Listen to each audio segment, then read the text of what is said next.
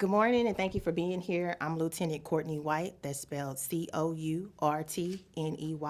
last name White, and I am the Chief of Staff for the Arlington Police Department. We want to provide our community with an update in reference to an officer-involved shooting that occurred on late last night in an apartment complex in the 1400 block of Lamar Boulevard.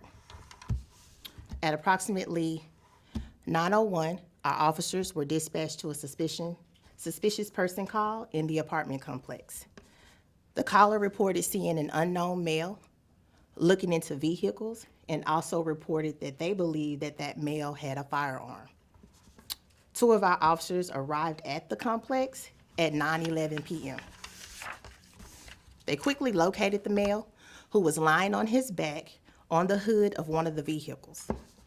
The officers shined their flashlights on him and announced themselves multiple times and asked what was going on. The male sat up, and at which point officers noticed he had a handgun on his side. The officers began giving commands for him to show his hands. Instead, the male retrieved the handgun from his side and raised it at our officers. Both officers fired their service weapons multiple times, striking the male. Following the shooting, officers did provide first aid to the male until paramedics arrived on scene. The man was transported to a local hospital where he was pronounced deceased due to his injuries. No officers were injured during this incident. As standard, whenever one of our officers fire their service weapons, there will be two investigations occurring at the same time. The first is the criminal investigation, which will be led by our homicide unit, and they will look at the entire incident as a whole.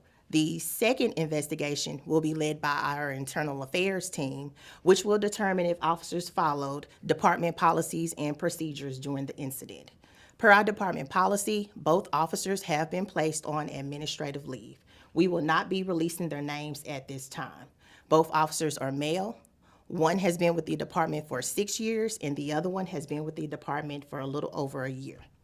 The Tarrant County Medical Examiner's Office will release the man's name. We can tell you he is 34 years of age, and our department has dealt with him in the past for theft, criminal trespass, and public intoxication. And at that time, I will open it up for questions. What's Arlington Police's department policy for people with handguns? What is that they're trained for response to that if the suspect has a gun on them? If a suspect, you're asking just simply someone having a firearm on them?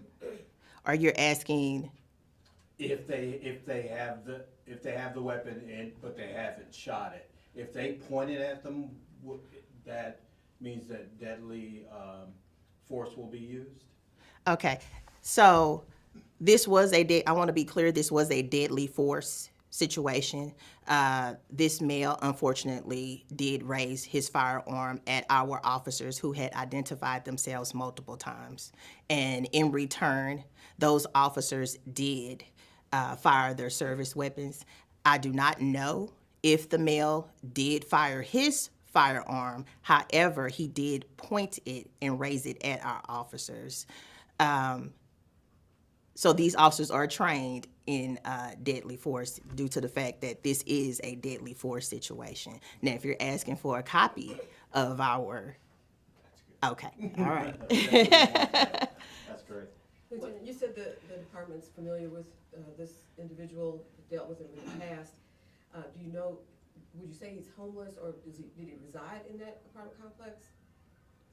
I don't know if he resided or actually had an apartment inside the complex. However, we have discovered that he does have family members, relatives that live at the location. So that could be why he was there.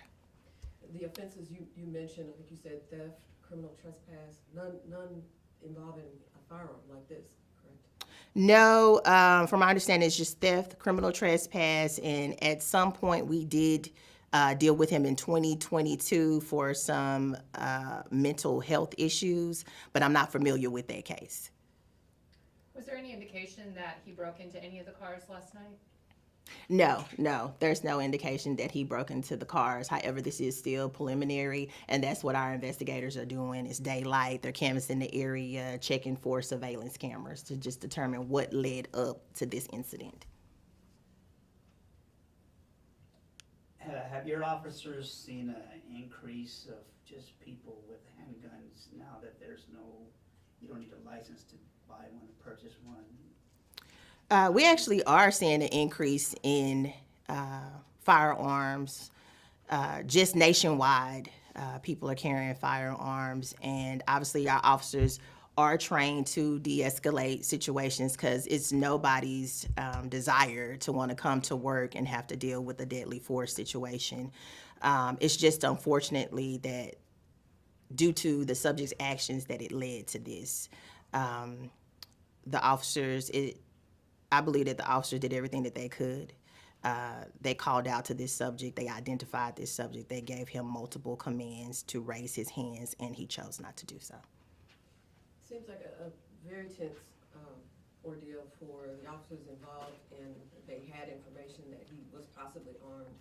How much time would you say elapsed from the time they encountered him lying on this vehicle to when they had to fire the weapons? I don't know how much exact time from the time that when they encountered him lying on the vehicle to when they fired their weapons, but I can tell you it was fairly quickly.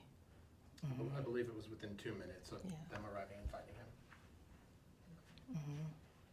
Were you guys releasing the video? Yes, so we'll probably release the video sometime next week, and then that's when Chief will stand before you guys, as he always does, and speak on the incident, and you guys will be able to see the officer's body camera and dash cam video. And we'll send something out to notify you guys ahead of time when that will occur. Are both officers male, female? Both officers are male. One has been with the department for 6 years, and one has been with the department for a little over a year. Anything else? All right. Thank you all. Thank you.